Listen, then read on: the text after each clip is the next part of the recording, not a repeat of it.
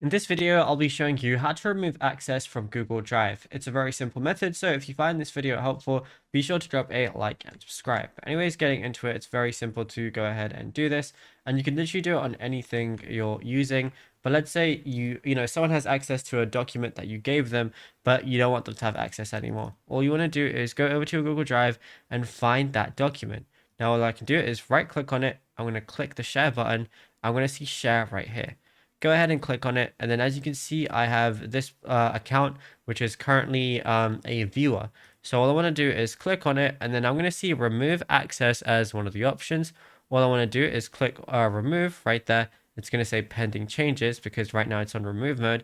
But then to finalize it and make sure I'm happy with it, all I want to go ahead and do is click save right here. It's going to be saving, and it says access updated on the bottom left. If you go back to the share section, it's not going to show any access for that email anymore. And yeah, it's as simple as that. Now, if you found this video helpful, be sure to drop a like and subscribe, and check out other tutorials on the channel as well.